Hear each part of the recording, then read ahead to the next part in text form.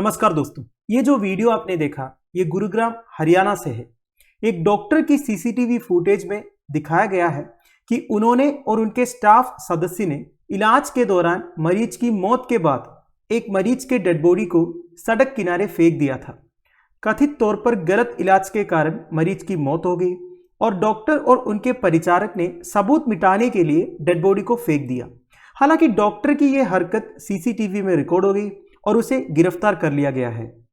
अब डॉक्टर ने जो किया है यह साफ साफ गलत है। It's a criminal offence also and it is a clear case of medical negligence. इस वीडियो में हम मेडिकल नेग्लिजेंस से रिलेटेड कुछ इंपॉर्टेंट टर्म्स डिस्कस करेंगे। मेडिकल नेग्लिजेंस या चिकित्सा लापरवाही को आप ऐसे डिफाइन कर सकते हो, एक मेडिकल प्रोफेशनल जब पेशेंट्स के साथ डील करते हैं या फिर पेशेंट्स को ट्रीट करते हैं तब उनसे जो गलतियां होती है या फिर रॉन्गफुल एक्शंस होते हैं नेग्लिजेंस की वजह से या केयरलेसनेस की वजह से, जिससे एक पेशेंट को इंजरी या डैमेज हो सकता है और इवन डेथ भी हो सकता है। सिंपल भाषा में it is a breach of duty of care resulting in injury और डैमेज। वैसे इस टर्म को दैट इज मेडिकल नेग्लिजेंस को इंडियन लॉज में कहीं भी रेफर या डिफाइन नहीं किया हुआ है। पर देखिए, मेडिकल नेग्लिजेंस की वजह से अगर किसी पेशेंट का डेथ होता है और यह प्रूव होता है कि डॉक्टर की नेग्लिजेंस या केयरलेसनेस की वजह से उस पेशेंट का डेथ हुआ है, डॉक्टर चाहे तो उस पेशेंट को बचा सकता था, तो it's a punishable offence under section 304A of the Indian penal code. ये कल्पेबल होमिसाइड में काउंट होता है दोस्तों। कल्पेबल होमिसाइड मतलब गौर इरादतन हत्या। और भी कई सारे प्रोविजंस एप्लीकेबल है मेडिकल नेग्लिजेंस से रिलेटेड। अगर ये प्रूव होता है कि मेडिकल नेग्लिजेंस की वजह से किसी पेशेंट को इंजरी हुआ है, डैमेज हुआ है, like section 337 causing hurt, section 338 causing grievous hurt. Medical negligence का और एक कॉन्सिक्वेंस है उस पर्टिकुलर डॉक्टर के अगेंस्ट पेनाल्टीज इंपोज हो सकता है, डिसिप्लिनरी एक्शन भी।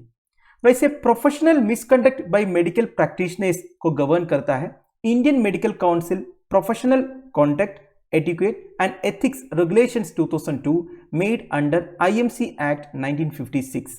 तो basically Indian Medical Council Act 1956 के अंडर रेगुलेशन से प्रोफेशनल मिसकंडक्ट ऑफ डॉक्टर्स के साथ डील करने के लिए, और उसमें मेडिकल नेग्लिजेंस भी इंक्लूडेड है।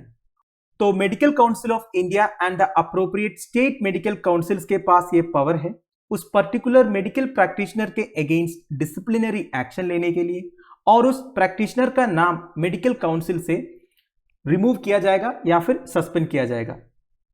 वैसे दोस्तों, ये जो मेडिकल काउंसिल ऑफ इंडिया है आजकल नहीं है, इसे रिप्लेस किया है नेशनल मेडिकल कमीशन ऑन 25 सितंबर 2020।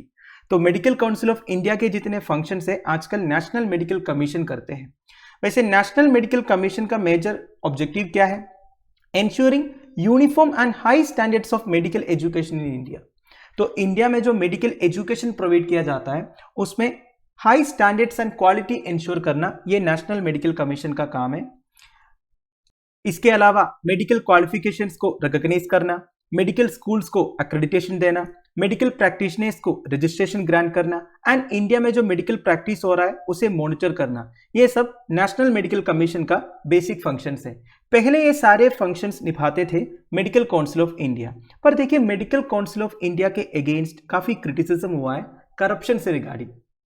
इसीलिए supreme court of India central government को ऑथराइज किया था इंडिया में मेडिकल एजुकेशन सिस्टम को मॉनिटर करने के लिए एक कमीशन सेटअप करना है जिसमें 5 स्पेशलिस्ट डॉक्टर्स भी रहना चाहिए। और नीति आयोग भी रेकमेंड किया था मेडिकल काउंसिल ऑफ इंडिया को रिप्लेस करके नेशनल मेडिकल कमीशन एस्टैब्लिश कर। तो जैसे नेशनल मेडिकल कमीशन 25 सितंबर 2022 को एस्टैब्लिश हुआ, then the 87-year-old Medical Council of India automatically dissolve हुआ and Indian Medical Council Act भी अबोलिश हुआ है। तो नेशनल मेडिकल कमीशन एक्ट 2019 से एस्टैब्लिश हुआ है नेशनल मेडिकल कमीशन। और एक इंपॉर्टेंट पॉइंट यह है दोस्तों, नेशनल मेडिकल कमीशन का जो चेयरपर्सन है ना, वो एक मेडिकल प्रोफेशनल होना चाहिए। चेयरपर्सन के अलावा नेशनल मेडिकल कमीशन में 10 एक्स ऑफिशियो मेंबर्स भी है और 22 पार्ट टाइम मेंबर्स भी है। तो टोटल 33 मेंबर्स है दोस्तों नेशनल मेडिकल कमीशन में। And the commission consist of 4 autonomous boards. कौन कौन सा है? Under graduate medical education board, post graduate medical education board, medical assessment and rating board and ethics and medical registration board. तो दोस्तों that's it. देखिए, medical negligence एक serious offence है। अगर कोई डिलिबरेटली ट्रीटमेंट नहीं दे रहा है या फिर गलत तरीके से किसी को ट्रीट कर रहा है, उन्हें पनिश करना चाहिए। पर इंडिया में क्या होता है ना, काफी सारे fake medical negligence cases doctors के अगेंस्ट फाइल होते हैं। इसलिए डॉक्टर्स के प्रोटेक्शन के लिए भी इंडियन पीनल कोड में सेक्शंस है, लाइक सेक्शन 80 एंड सेक्शन 88, वो अपने आप को डिफेंड कर सकते हैं। और कुछ सर्जरी केसेस में आपको पता ही होगा दोस्तों, जो पेशेंट का नियरेस्ट रिलेटिव होगा उनसे एक कंसर्न फॉर्म साइन करके लेते हैं डॉक्टर्स जो है। मतलब सर्जरी के टाइम पर अगर पेशेंट का डेथ होता है, उसके लिए डॉक्टर रेस्पॉन्सिबल नहीं होगा बोल के। वैसे हमारे देश में डॉक्टर्स एंड हॉस्पिटल्स के अगेंस्ट काफी वायलेंस केसेस रिपोर्ट हुआ है।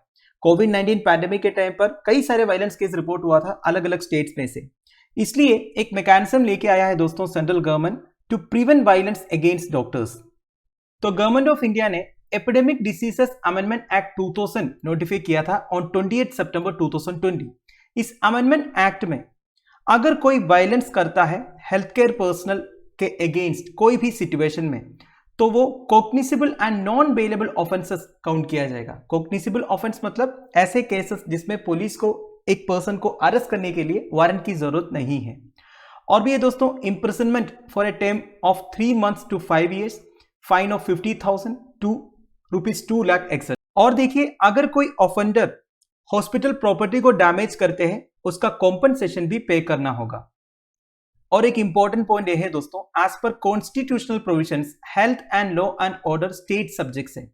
तो ये सबसे रिगार्डिंग जो लॉज फॉर्मुलेट करने का पावर स्टेट गवर्नमेंट्स के पास है।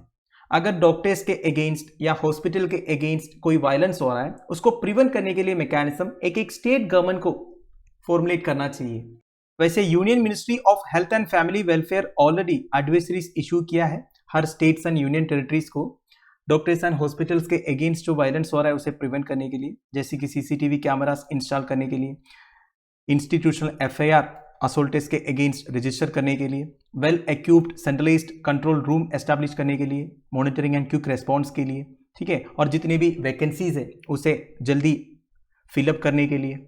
और देखिए, appointment of nodal officer to monitor medical negligence. तो मेडिकल नेग्लिजेंस को मॉनिटर करने के लिए एक नोडल ऑफिसर को अपॉइंट करने के लिए भी union ministry of health and family welfare her state and union territory को बोला है। तो अब ये state and union territory governments के पास है दोस्तों इस तरह नोडल ऑफिसर को अपॉइंट करना मेडिकल नेग्लिजेंस को मॉनिटर करने के लिए। तो इस पर्टिकुलर केस की बात करें, this is a clear case of medical negligence. अगर नहीं होता तो इस तरह वो डेड बॉडी फेंकता नहीं।